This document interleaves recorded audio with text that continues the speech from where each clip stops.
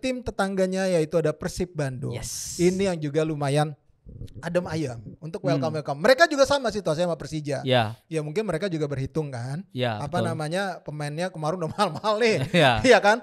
Nah bahkan Stefano Beltrame aja kan minta tambah. Kalau Keluar setahu gue iya nggak deal kan. Nggak deal. Nggak sepakat kan. Ya. Ya itu makanya mungkin karena gajinya terlalu tinggi akhirnya mungkin ya udah dilepas.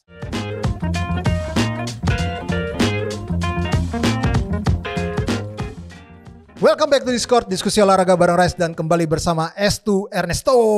Yes. Sekarang mendekati Liga 1 ya mungkin sekitar 1 bulan lagi ya. 1 bulan setengah lagi makin rame bursa transfer, makin banyak pemain baru yang diumumkan. Betul. Tapi ada juga klub yang adem ayem.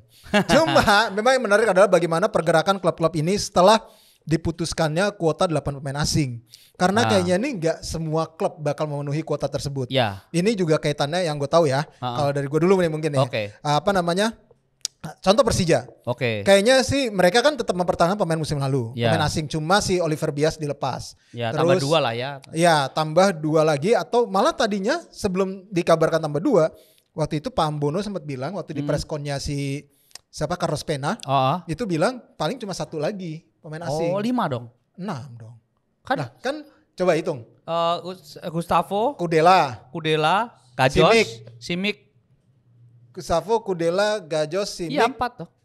Udah itu 4 ya? 4. Emang cuma 4 ya? Iya 4. Oh ya gue lupa deh. Iya kan dulu kemarin kan sama Oliver Bias. Satu lagi siapa? Oh Rio Matsumura. Rio Matsumura ada 6. Ya 5. Sekarang 5 berarti ya. Iya sekarang ada 5. Rio Matsumura. Jadi memang apa namanya tambah 1 lagi paling enggak katanya. Nah ini terus pemain lokal paling 2 nih nambah. Ngomongnya gitu. Hanif kan lepas. Lagi. Hah? Oke, sama lagi. Kayak Abi berarti. Enggak dong, enggak nambah dong jatuhnya kalau Hanif. Iya, maksud gua ada 2 pemain baru lah nih lokal. Jadi memang enggak banyak perubahan yang dilakukan sama Persija. Makanya kalau fans-fans Persija yang pengen nunggu welcome ya paling cuma 3 kali welcome lah kayaknya. Maksimal kayaknya ya. 3 kali welcome gitu Persija. Jadi memang ini juga penjelasannya kenapa mereka seperti ini. Selain pertama masih ada kontrak cukup panjang, itu beruntungnya Persija ya. Kontrak jangka panjang pemainnya. Emang harusnya seperti ini sih. Walaupun misalnya ada performa yang gak bagus dipinjemin kan gak masalah. Tapi secara kalau untuk pemain-pemain andalan kan bisa terpagari dengan baik. Nah jadi secara masih ada kontrak itu yang bertahan. Kemudian mereka juga melihat batas maksimal salary yang memang ditetapkan oleh PT Liga. 50 miliar. Belanja kan itu. Iya, udah deket-deket untuk belanja pemain tuh 50 miliar. Makanya mereka hati-hati karena kalau kena itu 1 pemain aja katanya bisa kena 1 M. Dendanya 1 M. Makanya hati-hati. Mereka jadi melihat itu mereka berhitung ya udah akhirnya mungkin keputusannya ya itu tadi seperti yang gue bilang. Tapi kalau ngomongin pembatasan 50 M ini kayaknya nih Is ya. Ini nggak tahu nih gue tiba-tiba dapat wangsit aja. Ini kan ada pilkada nih. Konsentrasi pilkada sekarang ini agak-agak mengerikan gitu dalam tanda kutip bisa mengganggu kompetisi jadwal. Bisa kompetisi bisa terhenti atau dan lain sebagainya. Kemungkinan itu. Nah itu klub-klub memang tidak sengaja tidak memaksimalkan banyak pemain karena untuk menjaga itu juga. Tiba-tiba nanti terhenti, tiba-tiba nanti 5 pertandingan tanpa penonton. Nah itu yang coba mungkin dihitung ulang oleh sejumlah klub karena ini tahun rawan nih. Kalau pemilu kan cuma 1. Ini pilkada ini seluruh Indonesia serentak kan? Serentak dan berbagai macam persoalan tentunya. Jawa Tengah pasti beda dengan Bali, Bali pasti beda dengan Kalimantan, Kalimantan beda dengan Jawa Barat gitu-gitulah. Gitu. Jadi tapi bukannya udah ada deal-dealan gitu antara polisi sama PSSI gitu kalau. Iya, tapi kan mau deal-dealan kalau masa kan nggak bisa nggak bisa diprediksi. Nah, itu yang coba dihitung dari klub-klub dan ini wangsit saya dari seseorang ya. Dari gitu seperti itu. Jadi memang kuota 8 pemain ini mungkin ada klub yang tidak akan memenuhi kuota itu. Iya. Itu sih yang bisa dipastiin kayaknya. Kita lihat aja nanti. Yang sudah berstatement yang pasti Persibaya. Oh iya Persebaya sudah berstatement bahwa mereka hanya menggunakan 6 pemain. Iya. Nah, itu statement. Kalau yang lain saya nggak pernah tahu, tapi Persebaya sudah berstatement. Itu yang dilakukan oleh Persebaya. Dan kalau kita bicara ini lompat dulu ke Persija ya. Persija itu sebenarnya akan ada welcome-nya. Oh ada welcome-nya. Ini kemungkinan satu negara dengan Carlos Peña, ataupun pernah bermain di negaranya Carlos Peña. Berarti Spanyol nih ya? Ya, clue-nya dari ex pemain Villarreal katanya, nggak tahu siapa. Villarreal B tapi. Ex pemain Villarreal. Bukan Diego Forlan nih ya? Bukan. Villarreal B. Villarreal B. Gitu. Katanya sih gitu. Itu kalo posisinya apa? Kalau nggak center back, gelandang bertahan. Oke di situ ya berarti ya. Jadi tadi kalau gue salah ya maaf ya, wong ini namanya juga kabar angin gitu. Kabar angin. Oke, itu jadi clue-nya. The rest tuh ex pemain Villarreal B. Ya nggak tahu kalau sebelum ke Persija dia mainnya di mana dulu gitu. Ya. Nggak dari Villarreal B-nya juga kayaknya. Ya kan? Ya pokoknya gitulah.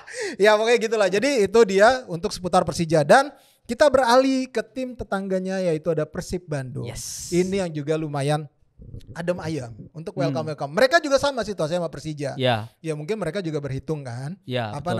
Pemainnya kemarin udah mahal-mahal nih. Iya kan. Nah bahkan Stefano Beltrame aja kan minta tambah. Kalau setahu gue kan nggak deal kan. Nggak sepakat kan. Ya itu makanya mungkin karena gajinya terlalu tinggi akhirnya mungkin ya udah dilepas. Dan tapi kalau ngelepas pemain Juventus dapat pemain AC Milan? Iya ya. Bener juga. Jadi katanya nih wangsit lagi nih. Alessandro Pato itu sudah hampir ya di atas 50%. Di bawah 90%.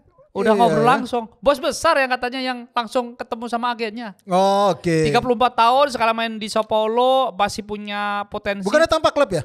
Sao Paulo. Sao Paulo. Sao Paulo 34 tahun usianya, kemungkinan kalau Bojan Hodak tidak suka dengan 4-3-3 kan. Dia kemungkinan 4-4-2. Jadi ada kemungkinan Pato, DDS, Ciro sama Beckham lah gitu. Jadi ada duet Brazil. Wih gitu. Gokil ya. Gitu. Pato kesini tuh. Wah gila. Jadi mereka tetap pakai 8 pemain asing. Karena ada yang baru kan Franka. Terus yang kemarin Matteo Kocijan. Terus Tiron balik. Iya gitu. Tiron balik. Kocijan sama Tiron ini akan jadi istilahnya pemain asing cadangannya. Hah? Jadi kan ada 6 yang dimainin nih. Yang oke ya. Yang jadi starter itu DDS, Ciro, siapa namanya? Itu Pato. Satu lagi Keepers ya. Terus yang baru Franka sama Kevin Mendoza. Tiron sama si Kocijan itu akan jadi cadangan. Gitu. Kocijan itu terakhir main di kompetitif itu Oktober 2023. Wih. Jadi sejak 2024 itu tidak ada permainan ini, tidak ada kompetitif gitu. Walaupun dia tergabung dengan tim itu entah alasannya apa, tapi tidak kompetitif gitu. Tapi ya mungkin bisa jadi nanti ya kalau performanya oke kan bisa jadi kebalik kan. Dan satu lagi perlu diketahui bahwa persiapan hitungan Persib kan Asia. Iya betul. Itu. Iya ini sih memang kedalaman squad yang dibutuhkan ya. Betul. Makanya dia ya mau nggak mau. Nah gue nggak tahu nih Persib kan kalau dilihat dari materi pemainnya, terus perkiraan kontrak pemainnya kayaknya udah lebih dari 50 M gak sih? Lebih gak sih? Nggak tahu ya. Iya nggak tahu juga deh. Tapi mungkin kalau ngeliat karena dia main di Asia ya, mungkin. Iya mungkin karena media ada batas lagi kali ya. Dikasih kelonggaran ya. Tapi gue belum harus konfirmasi lagi sih. Iya betul. Harus konfirmasi lagi sih. Tapi yang pasti memang ya mungkin sudah dihitung-hitung juga secara rate bisa jadi negonya mungkin yang Kocijan sama Franka itu memang harganya nggak terlalu masih masuk dalam hitungan itu. Makanya yang 50 M itu Beltrame sama Alberto Rodriguez keluar lepas karena kayaknya memang harganya mahal deh itu. Mahal benar itu ya kayaknya ya mungkin ya. Oke, itu tadi dari Persib. Yang menarik adalah kita menunggu welcome-nya Alessandro Pato ya. Tunggu aja beberapa menit, mudah-mudahan terrealisasi karena itu bagus juga buat dampaknya di sepak bola Indonesia akan jadi perhatian lagi. Oke, itu tadi dari Persib. Kemudian kita ke Persebaya.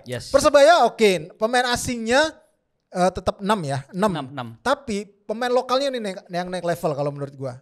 Oh iya, Malik. Ya kan? Malik, kemudian siapa lagi tuh? Yang didatangin sama dia yang baru-baru tuh. Yang pasti yang Ardi Idrus kan dipinjemin. Ardi Idrus, Malik, siapa lagi ya?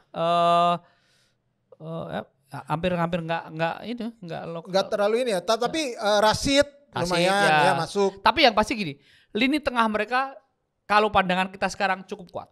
Oh iya. Ya Gilson, Rashid, terus ada siapa namanya depannya kan ada Bruno sama Flavio tuh. Terus masih ada si Meksiko itu siapa? Rivera ya betul. Nah, ini tiga ini aja udah tiga-tiganya ini pemain yang sangat bagus di musim lalu. Iya betul. Rivera pemain terbaik kan ya. Si Gilson walaupun datang ya ada harapan, terus Rashid cukup diandalkan di Bali. Gitu. Iya betul. Jadi memang bisa dibilang bakal kompetitif nih Persebaya dibandingkan musim lalu ya. Juara dong. Kita lihat aja nanti, belum tentu juga loh. Agak berat sih. Iya belum tentu juga, tapi kan bisa jadi juara. Bisa jadi juara. Penantang gitu. Juara. Penantang juara ya, karena kalau ngelihat dari ambisinya, budget yang dinaikin untuk beli pemain, ya memang ambisinya beda dari musim lalu pasti. Yang pasti penonton mereka akan lebih tinggi lagi lah. Iya, itu. lebih antusias ya. Karena ini kita tahu lah penonton Persebaya itu sebenarnya di luar Persija dan Persib itu salah satu yang bagus ya gitu. Dan mereka stadionnya nggak ada masalah. Iya benar. Gitu. Pakai terus ya. Iya. Dan apalagi nanti kalau nggak salah nanti September ya. Ketika Jamu Australia itu bakal dipakai sama timnas. Oh, kualifikasi. Gitu. Iya, kualifikasi. Itu. Dan tadi kita udah bahas transfer, kita akan melihat yang pramusim terdekat nih. Akhirnya Piala Presiden jadi juga. Yes. Sorry. Jadi akhirnya Piala Presiden jadi juga. Yes. Dipastiin tanggal 19 Juli. Di Bandung. Di Bandung pembukaannya. Ada 2 grup. Jadi ada 8 tim nih, berbeda dari edisi-edisi sebelumnya. Cuma 8 tim. Yang gua dengar sih, nanti kita tunggu aja pengumuman resminya. Yang gue dengar itu dari peringkat 1 sampai peringkat 8. Waktu itu dibocorinnya. Musim lalu? Musim lalu. Oke. Peringkat 1 sampai peringkat 8 aja. Gue gak tahu perhitungannya kenapa akhirnya cuma 8 tim. Tapi mungkin terkait pertama waktu. Terus gue juga gak ngerti alasan keduanya mungkin ya. Tapi yang pasti karena waktunya kan mepet. Karena mulai 19 Juli harus berakhir. Kalau gak salah tuh 4 hari atau 5 hari sebelum kick off 9 Agustus. Baru kelar? Iya. 4 hari atau 5 hari sebelum kick off. Jadi memang ini benar-benar pramusim yang harus dimanfaatkan oleh klub-klub, juga harus pintar-pintar nih. Kompetitifnya iya pasti, gengsinya ada. Di titel nama presiden kan.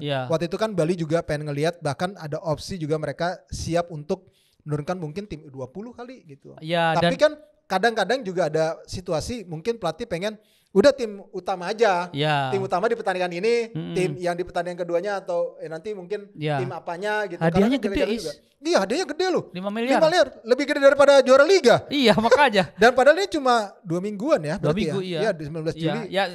Ya semoga ini. Harapannya adalah ini ada gunanya. Turnamen ada gunanya, namanya pramusim, jadi matangkan tim selanjutnya ke kompetisi itu jauh lebih penting dari itu. Tapi yang pasti sebenarnya ada catatan karena PSM sama terutama Borneo ya. Borneo itu kan main di Asian Club Championship. Iya betul. Jadi agak padat juga nih. Jadi mungkin tim-tim ini yang main di Asia dan ASEAN, di level ASEAN ini juga harus berhitung dengan jadwal mereka di itu juga sih. Emang ASEAN udah mulai ya? Juli nih? Juli itu playoff yang klub playoff ada dua playoff. Tapi kan dia kan langsung kalau dia. Iya, Agustus kan? Iya, Agustus berarti. Tapi kan maksudnya itu kan mepet mepet sama kompetisi, jadi harus berhitungnya lebih kuat lagi. Iya gitu. benar, yang penting adalah tim-tim ini bisa memanfaatkan ini sebagai pematangan permainan mereka ya, squad mereka ya, penting itu.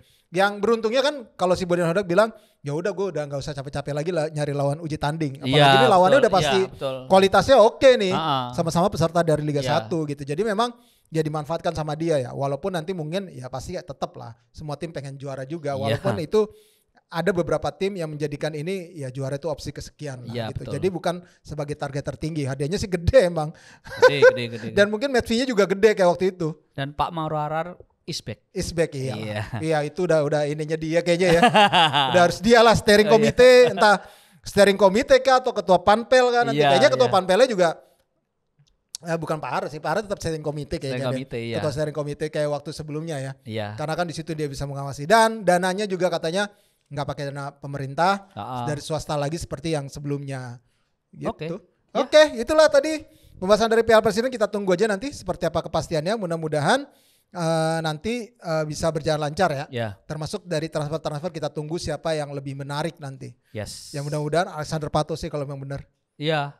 Saya berharap juga gitu. Iya. Pendukung Persib dan AC Milan datang nih. Yang pasti itu. Ntar Gading Martin, siapa lagi AC Milan? Oh si ini. Siapa? Komika? Marcel. Wah, buat kampanye di Tangsel. Oki Rengga pasti nyamperin ke sana. Gitarisnya itu Andre Tiranda itu gitaris band metal itu juga AC Milan banget tuh. Oh iya. Stefano Saji juga. Oh iya, betul. Kita nunggu aja nanti nih kayak gimana nih efeknya kalau misalnya Alexander Pato datang. Oke deh teman-teman, kalau ada yang punya informasi juga seputar bursa transfer juga yang menarik dari Liga 1, sampein aja di kolom komen. Gitu. Oke, jangan lupa untuk follow sosial medianya Skor Indonesia, baik itu di X, Instagram, Facebook maupun TikTok, dan kita juga ada di Noise. Dan tentunya kalau pengen tahu bagaimana perkembangan Liga 1, Liga 2, piala-piala yang lain dan juga olahraga yang lain, Olimpiade termasuk media di skor.id. Oke, dengan demikian gue Resatnan, Esa Resto, sampai jumpa lagi.